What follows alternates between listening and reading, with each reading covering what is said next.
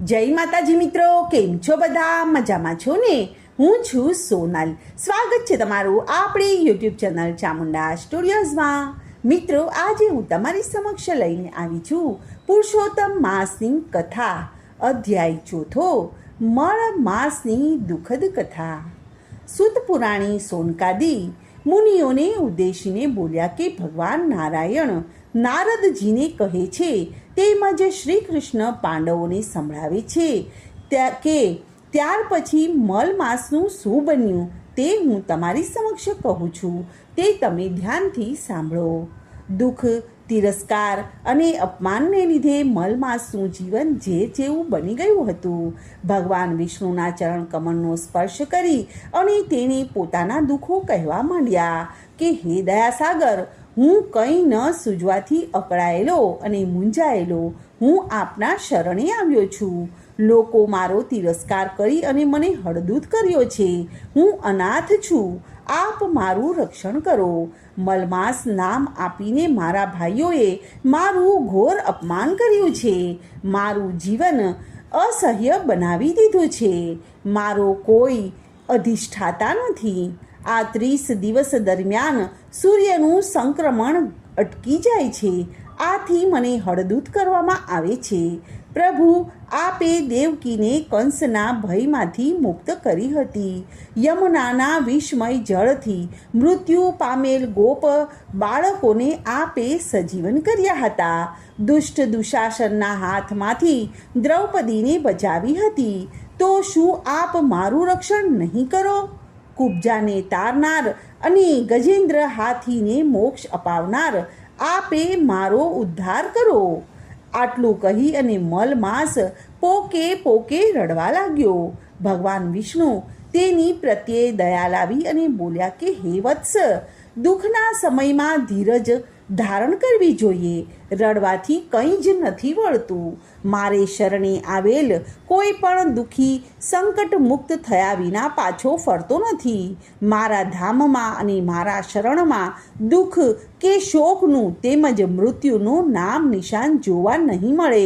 હું તને દુઃખમાંથી મુક્ત કરીશ. તારે જે કહેવું હોય તે ધૈર્યથી અને શાંતિથી મને કહે. ત્યારે ભગવાન વિષ્ણુના આવા વચનો સાંભળી અને મલમાસી આનંદ થયો. તે 2 હાથ જોડીને બોલ્યો કે હે પરમ કૃપાળુ, મારું દુઃખ મેં આપની સમક્ષ જાહેર કર્યું છે.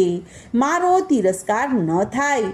મારા જેવા અન્ય માસો, પક્ષો અને તિથિઓને જેમ અધિષ્ઠાતા દેવ છે તેમ મારો પણ અધિષ્ઠાતા સ્થાપિત કરો. મારા માસમાં શુભ કાર્યો થઈ શકે એવી આપ કૃપા કરો. લોકો મને મલ માસ ન કહે તેને માટે મારું યોગ્ય નામકરણ કરી આપો. આપ તો દીન દયાળુ છો. મારા ઉપરના આ કષ્ટો મને મરણ તુલ્ય લાગે છે. મને એમાંથી ઉગારો. આમ કહીને મલમાસ મૂર્છા પામી અને ભગવાન વિષ્ણુના ચરણોમાં ઢળી પડ્યો. શ્રી બૃહનારદીય પુરાણના પુરુષોત્તમ મહાત્મયનો મલમાસની દુઃખદ કથા નામનો ચોથો અધ્યાય સંપૂર્ણ. હવે આપણે પુરુષોત્તમ માસની પાવન કથા સાંભળીએ. કથાનું નામ છે મુગ્ધાની કથા. અવંતીમાં વિષ્ણુદેવ નામનો એક બ્રાહ્મણ રહેતો હતો. તેને દેવલ અને માધવ નામના 2 દીકરા હતા. ઉંમરલાયક થતાં બંને દીકરાઓને પરણાવી દીધા હતા.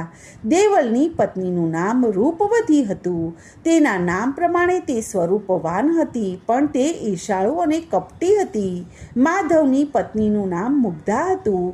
તે સૌને મુગ્ધ કરે તેવી ગુણવાળી હતી. સુશીલ, સ્નેહવાળ, દયાવંત, સરળ સ્વભાવની અને ભલી અને ભોળી હતી. સમય જતાં વિષ્ણુદેવ માંદો પડ્યો અને તે મરણ પામ્યો. હવે ઘરની જવાબદારી દેવલ અને માધવના માથે આવી પડી હતી. થોડા સમય સુધી તો તેમણે જેમ તેમ ચલાવ્યું, પરંતુ બાપની મૂડી ખલાસ થતાં તેઓ મૂંઝાઈ ગયા. જીવન નિર્વાહ માટે બંને ભાઈઓએ મહેનત કરવામાં કચાશ રાખી ન હતી, પરંતુ ભાગ્ય પસારું નહીં, તેથી તેમને કંઈ પણ લાભ મળ્યો નહીં. બંને ભાઈઓ વિચાર કરવા લાગ્યા કે અહીં આપણી વિદ્યાની કદર નથી થતી અને નસીબ પણ કંઈક વાકું લાગે છે, માટે આપણે પરદેશ ખેડાવે અને પરદેશમાં સારી એવી કમાણી કરી શકીશું, ત્યાં આપણી વિદ્યાની કદર થશે. આમ બંને ભાઈઓએ પરદેશ ખેડવાની તૈયારી કરી. જતાં પહેલાં માધવને થયું કે મારી ગેરહાજરીથી મારી પત્ની મુગ્ધા અકળાઈ અને મૂંઝાઈ જશે, માટે મોટી ભાભીને ભલામણ કરતો જાઓ. આમ વિચારી અને તેણે જતી વખતે ભાભી રૂપવતીને કહ્યું કે ભાભી, તમે ઘરમાં વડીલ છો, સમજદાર છો, મારી ગેરહાજરીમાં તમે મુગ્ધાનું ધ્યાન રાખજો, તેને કંઈ ઓછું આવવા દેશો નહીં.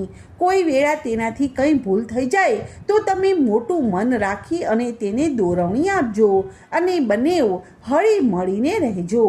બંને ભાઈઓ પરદેશ માટે કમાવા ગયા અને પછી રૂપવતીએ પોતાની અસલી સ્વરૂપ પ્રગટ કર્યું અને તે તો મુગ્ધાને કારણ વગર પજવવા લાગ્યા અને જેમ તેમ બોલવા લાગી. એક દિવસ રૂપવતીએ રાંધવાની બાબતમાં મુગ્ધા સાથે ખૂબ જ ઝઘડો કર્યો અને તેને ધક્કા માર્યા અને ઠોંસા માર્યા અને તમાચા માર્યા અને હડસેલો મારી અને ઘરમાંથી મુગ્ધાને બહાર કાઢી મૂકી. તે તો રોતી અને કકળતી પહેરે લુગડે ઘરની બહાર નીકળી ગઈ અને થોડે દૂર એક ઓરડી ખાલી પડી હતી, તેમાં જઈને રહેવા લાગી. ત્યાં આજુબાજુ રહેતા લોકોએ મુગ્ધાની હાલત ઉપર દયા લાવી અને તેને નિરાધાર મુગ્ધાને વાસણ કૂસણ દાણા દૂણી આપ્યા. તેથી મુગ્ધાને રાહત થઈ. તે લોકોને ત્યાં કામકાજ કરીને પોતાનું ગુજરાન ચલાવવા લાગી. મુગ્ધા ભોળી અને સરળ સ્વભાવની હતી, કોઈનું કામ કરી છૂટે તેવી ભોળી હતી. તે કોઈ વેળા રૂપવતીને ત્યાં ખબર પૂછવા જતી અને તેમના ઘરનું કામકાજ પણ કરી આપતી હતી, પણ રૂપવતીને તેનો કોઈ પણ ગુણ ન હતો. દુષ્ટ સ્વભાવની રૂપવતીમાં કોઈ પણ સારો ગુણ દેખાતો જ ન હતો. તે અભિમાનની પૂતળી હતી. તે દંભ કરવામાં પાવરધી હતી. એવો દંભ કરે કે ભલભલા છેતરાઈ જાય. ધર્મ ધ્યાનમાં જરા પણ શ્રદ્ધા ન હતી, પણ બની ઠનીને સાંજ પડે એટલે દેવદર્શને જાય અને કથા વાર્તા સાંભળવા જાય. અમસ્તુ અન્ન વસ્ત્રનું દાન આપે. આ બધું તે લોકોને દેખાડો કરવા કરતી હતી. આમ કરતાં કરતાં અધિક પુરુષોત્તમ માસ આવ્યો અને અવંતીના નર નારીઓ વ્રતે ચાલુ કર્યું. સવારે વહેલા ઉઠી અને નદીએ સ્નાન કરવા જાય, કાંઠા ગોરમાની વાર્તા સાંભળે અને દાન અને પુણ્ય કરે અને દેવ દર્શને જાય. મુગ્ધા એટલી બધી ભોળી હતી કે પુરુષોત્તમ વ્રતની અને તેના મહિમાની તેને મુદ્દલ ખબર ન હતી. જ્યારે રૂપવતીને એણે હાથમાં પૂજાનો થાળ લઈને નદીએ નાહવા જતી જોઈ ત્યારે એને ખ્યાલ આવ્યો કે આ કોઈ વ્રત કરે છે. તે વ્રત જાણવાની તેની ઈચ્છા થઈ, એટલે તેણે રૂપવતી પાસે વ્રત શાનું છે, તેને શું વિધિ છે તે અંગે પૂછ્યું. ત્યારે રૂપવતીએ છણકો કરીને તેને કંઈ પણ જવાબ આપ્યા વગર ત્યાંથી કાઢી મૂકી. આથી મુગ્ધાને ઘણું દુઃખ થયું. તે ઘર તરફ પાછી ફરી રહી હતી ત્યાં રસ્તામાં રૂપવતીની બહેનપણી શ્યામા મળી. તેના નામ પ્રમાણે તેના ગુણ હતા. તેનું મુખ તો ભોળું હતું, પણ તે મનની મેલી હતી અને કૂળ કપટમાં તે રૂપવતીથી 4 હાથ ચડેવી હતી. તે મીઠી મીઠી વાતો કરતી, પણ તે વાતોમાં ઝેર ભરેલું હોતું હતું. મુગ્ધાને દુઃખી અને નિરાશ જોઈને શ્યામાએ પૂછ્યું કે કેમ બહેન, આજે તું એટલી બધી ઉદાસ કેમ છે? તારે માથે કંઈ દુઃખ આવી પડ્યું છે? મારાથી શક્ય હશે તો હું તારા દુઃખમાં ભાગીદાર થઈશ અને તને મદદ કરીશ. ત્યારે ભોળી મુગ્ધા શ્યામાના શબ્દોથી ભોળવાઈ ગઈ અને તેણે શ્યામાને પૂછ્યું કે અત્યારે બધા નર નારીઓ શેનું વ્રત કરી રહ્યા છે? મને પણ આ વ્રત કરવાની ઈચ્છા છે. હું પણ આ વ્રત વિશે કંઈ જાણતી નથી. મારી જેઠાણીને પૂછ્યું કે તેણે મને ધૂતકારી કાઢી. બહેન, તમે મને આ વ્રત વિશે જાણતા હો તો મને જરૂર કહો. હલકા પ્રવૃત્તિ અને શ્યામાએ મુગ્ધાને હેરાન કરવા માટે તેણે પુરુષોત્તમ વ્રતની અવળી વિધિ બતાવતા કહ્યું કે આ અધિક માસનું વ્રત, બીજું નામ મલ માસ છે. આ વ્રત 2 પ્રકારે થાય છે. એક તો આ બધા વ્રત કરે છે અને બીજું કે સવારે ઉઠીને સ્નાન કરવું, કાંઠા ગોરમાનું પૂજન કરવું, કથા વાર્તા સાંભળવી, દાન દક્ષિણા કરવી, એક ટાણું કરવું, પુરુષોત્તમ ભગવાનની ભક્તિ કરવી. આ થયો એક પ્રકાર. જ્યારે બીજો પ્રકાર ગુપ્ત છે. ઘણા લોકો આ પ્રકાર વિશે જાણે છે. હું આ ગુપ્ત પ્રકારની વિધિ જાણું છું. આ બીજી વિધિ તત્કાળ ફળ આપનારી છે. તેનાથી તારું દુઃખ જલ્દી દૂર થશે. બહેન, મને તમે જે ગુપ્ત વિધિવાળું વ્રત કહો છો તે મને જણાવો. મારે તે વ્રત કરવું છે. શ્યામા હસીને બોલી કે તો સાંભળ. આ વ્રત કરનારને સંકલ્પ કરી અને ગંદા પાણીથી નહાવું, ગંધાતા પાણીથી પીપળાનું પૂજન કરવું, 3 ટંક ખાવું, ખાવામાં તીખી અને તળેલી વસ્તુઓ જ ખાવી, ભૂલથી પણ કોઈને દાન ન દેવું, તોડિયા પડિયા બનાવી અને તેનું દાન કરવું. તું આટલું કરીશ તો તારું બધુંય દુઃખ નષ્ટ થઈ જશે અને તું ઘણી જ સમૃદ્ધિવાળી અને સુખી થઈ જઈશ. ભોળી મુગ્ધા આ શ્યામાની છેતરણામીવાળી વ્રતની વાતથી ભોળવાઈ ગઈ. તેણે તો શબ્દનું પાલન કર્યું. તે રીતે વ્રત શરૂ કર્યું. તે તો રોજ સવારે ખૂબ જ ઠંડીમાં એકઠા થતાં ગંધાતા પાણીમાં નહાવા લાગી અને ગંધાતા પાણીથી પીપળાનું પૂજન કરવા લાગી અને અનિચ્છાએ પણ 3 સમય તીખી અને તમતમતી વસ્તુઓ ખાવા માંડી. છેલ્લા દિવસે મુગ્ધા શ્યામા પાસે જઈ અને કહેવા લાગી કે બહેન, તમે કહેલ પ્રમાણે મેં વ્રત કર્યું છે. હવે તો પુરુષોત્તમ ભગવાન મારા ઉપર પ્રસન્ન થશે ને? ત્યારે શ્યામાએ કહ્યું કે હા બહેન, તું જે પીપળાનું પૂજન કરતી હતી એ પીપળાએ જઈ અને સાંજે કહેજે કે હે પીપળામાં રહેલા પુરુષોત્તમ ભગવાન, મેં સાચા હૃદયથી મલમાસનું વ્રત કર્યું હોય તો તમે મને આજ્ઞા આપો એટલે હું તેનું ઉદ્યાપન કરું. મુગ્ધા વચમાં બોલી કે પણ બહેન, ભગવાન ન આવે તો શ્યામાએ કહ્યું કે એવું બનતું હશે કાંઈ? ભગવાન રાજી હોય એટલે તરત જ ઉદ્યાપન કરવાની આજ્ઞા આપશે. તે વેળાએ તારે હાથ જોડીને કહેવાનું કે હે ભગવાન, કાલે મારે ત્યાં તમારે જમવા આવવાનું છે. ત્યારે શ્યામા મુગ્ધાની ભોળપણનો લાભ લઈ અને તેને બનાવતી હતી. ભોળી મુગ્ધા તો ગંધાતા પાણીનો લોટો લઈ અને પીપળાએ ગઈ અને પાણી રેડીને પીપળાને જમવાનું આમંત્રણ આપ્યું. ભોળી મુગ્ધાના ભોળપણ પર રીઝેલા ભગવાન બોલ્યા કે દીકરી, તારા ભોળપણ ઉપર હું પ્રસન્ન થયો છું. હું અવશ્ય તારા ઘરે જમવા માટે આવીશ, પરંતુ કોઈ મારા માટે પૂછપરછ કરે તો તારે એવું કહેવાનું કે પરદેશ ગયેલો ભાઈ મારે ત્યાં એકાએક આવ્યો છે અને તે આવનાર છે. મુગ્ધા તો આનંદમાં આવી ગઈ. તે તો ત્યારથી સીધી શ્યામાને ઘેર ગઈ અને બધી વાત કરી. તો શ્યામાએ મુગ્ધાની સત્ય વાતને મશ્કરીમાં ઉડાવી દીધી અને તેની હજુ વધે ફજેતી થાય તે દ્રષ્ટિએ કહ્યું કે મુગ્ધા, તું ઉજવણું કરે એમાં તારે 51 બ્રાહ્મણોને જમવા માટે બોલાવવાનું અને રસોઈમાં તારે બધી રસોઈ બનાવવી, પરંતુ લાડુ તો એક મોટો બનાવવાનો અને જ્યારે તારો ભાઈ બનીને ભગવાન આવે ત્યારે તેને 1 લાડુ આપી અને સૌને પીરસી દેવાનું કહેજે. ભોળી મુગ્ધાએ તો આ બધું સાચું માની અને 51 બ્રાહ્મણોને ત્યાં જઈ અને આવતીકાલે જમવાના નોતરા દઈ આવી. સમય થતાં બ્રાહ્મણો જમવા આવવા લાગ્યા. મુગ્ધા પુરુષોત્તમ ભગવાનની વાટ જોઈને ઊભી હતી. તે બ્રાહ્મણોને કહેવા લાગી કે થોડીક જ વારમાં મારો ભાઈ આવે છે અને પછી તમને બધાને જમવા માટે બેસાડું છું. રૂપવતી પણ 101 બ્રાહ્મણોને જમવા માટેના આમંત્રણ આપી આવી હતી. તેણે રસોઈની પૂરતી તૈયારી કરી રાખી હતી. ધીમે ધીમે તેને ત્યાં પણ બ્રાહ્મણો જમવા માટે આવવા લાગ્યા. સમય જેમ વીતતો ગયો તેમ મુગ્ધાને ચિંતા થવા લાગી. તેણે મનોમન પુરુષોત્તમ ભગવાનને યાદ કર્યા. એવામાં ત્યાં આગળ એક તેજસ્વી યુવાન આવ્યો અને બોલ્યો કે અહીં મુગ્ધાબેન રહે છે. ત્યારે મુગ્ધા તો હર્ષના આંસુ વહાવતી દોડી આવી અને ભાઈનો હાથ પકડી લીધો અને ભગવાન તો મંદ હસવા લાગ્યા. મુગ્ધા બોલી કે મારા ભાઈ આજે ઘણા દહાડે બહેનને ત્યાં ભૂલો પડ્યો છે. આવો ઘરમાં બેસો, હજુ તો ભૂદેવોને જમાડવાના છે. મુગ્ધાએ ભગવાનને ઘરમાં લઈ જઈ અને બેસાડ્યા અને પછી બધા બ્રાહ્મણોને જમવા બેસાડ્યા, પતરાળા મૂક્યા અને પછી તેણે ભગવાનને એક જ મોટો લાડવો બનાવ્યો હતો તે આપી અને કહ્યું કે આ એક જ લાડુમાં બધાને જમાડવાના છે. ભગવાનને એક મોટી કાથરોક લીધી અને તેમાં લાડુ મૂકી અને તેના ઉપર કપડું ઢાંકી દીધું અને પછી તેઓ પીરસવા નીકળ્યા. ભગવાન બ્રાહ્મણોને પૂછતા જાય છે અને કહે એટલા લાડુ મૂકતા જાય છે.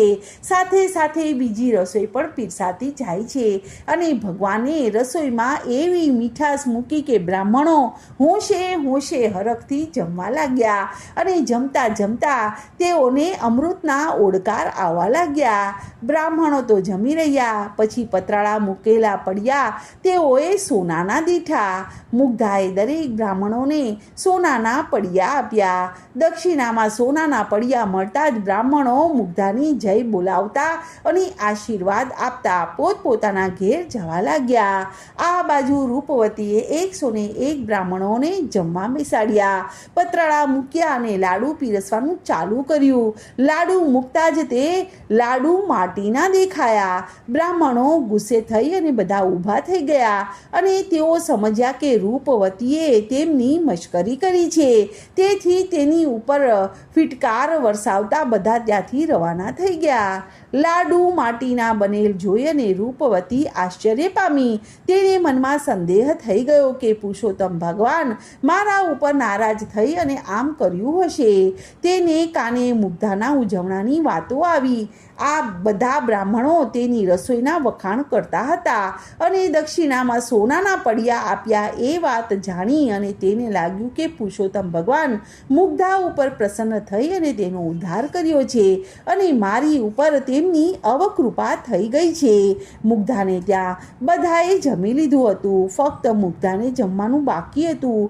ભગવાન મુગ્ધાના હાથમાં લાડુનો પ્રસાદ મૂકી અને તેને ખાઈ જવા માટે જણાવ્યું. તે પ્રસાદ ખાવાની સાથે જ મુગ્ધાનું ભોળપણું અદૃશ્ય થઈ ગયું અને તેની બુદ્ધિ તેજસ્વી બની ગઈ અને તેના વદન ઉપર અલૌકિક તેજ પથરાઈ ગયું. મુગ્ધા ભાઈના સ્વરૂપમાં આવેલા પુરુષોત્તમ ભગવાનને ઓળખી ગઈ અને તેમના ચરણોમાં પડી ગઈ અને તેમને ચરણ પકડી લીધા અને બોલી કે હે નાથ, મારા ઉપર આપે અનહદ કૃપા કરી છે. આપ પોતાના ખરા સ્વરૂપમાં પ્રગટ થાઓ અને મને દર્શન આપો અને મારું કલ્યાણ કરો. ભગવાન પુરુષોત્તમ પોતાના સ્વરૂપમાં પ્રગટ થઈ અને મુગ્ધાને દર્શન આપ્યા અને આશીર્વાદ આપીને કહ્યું કે થોડા જ સમયમાં તારો પતિ અઢળક કમાણી કરીને પાછો આવશે. તારા પુણ્યના પ્રભાવે તારું આખું ઘર સુખ અને સમૃદ્ધિ ભોગવશે અને જીવનના અંત સુધી તું તથા તારા પતિ સંદેહે વૈકુંઠ પામશો. કપટી શ્યામાના કહેવાથી જે તે ગંધાતા પાણીના કુંડીમાં સ્નાન કરેલ હતું એ કુંડી હવે મુગ્ધા સરોવર તરીકે પ્રખ્યાત થશે. જે કોઈ ભાવિકો આ સરોવરમાં સ્નાન કરશે તેના સર્વે પાપ બળી જશે. મુગ્ધા હાથ જોડીને ઊભી રહી અને આ બધું સાંભળી રહી હતી. ત્યાં તો એકાએક ચમત્કાર થયો ને પ્રભુ અંતર્ધ્યાન થઈ ગયા. આ વાત નગરના વાયુ વેગે પ્રસરી ગઈ અને બધા મુગ્ધાને સતી સમજી અને તેના દર્શન કરવા આવવા લાગ્યા. રૂપવતી આ બધી વાત જાણી ત્યારે તેને ખૂબ જ પસ્તાવો થયો. તે મુગ્ધા પાસે જઈ અને તેને પગે પડી અને માફી માંગી અને પોતાને ઘેર લઈ ગઈ. ત્યાર પછી દેરાણી જેઠાણી સંપીને રહેવા લાગ્યા. થોડા દિવસ પછી તેમના પતિઓ અઢળક કમાણી કરી અને ઘેર આવ્યા અને આ બધું પુરુષોત્તમ વ્રતના પ્રતાપે થવાથી નગરીના મોટા ભાગના લોકોએ હવે પછી આવનાર પુરુષોત્તમ માસમાં વ્રત કરવાનો સંકલ્પ કર્યો. કથા રૂડી મુગ્ધા તણી સાંભળશે જે નરનાર, પાપો બળી જશે અને સફળ થશે અવતાર. બોલો પુરુષોત્તમ ભગવાનની જય. કૃષ્ણ કનૈયા લાલ કી જય.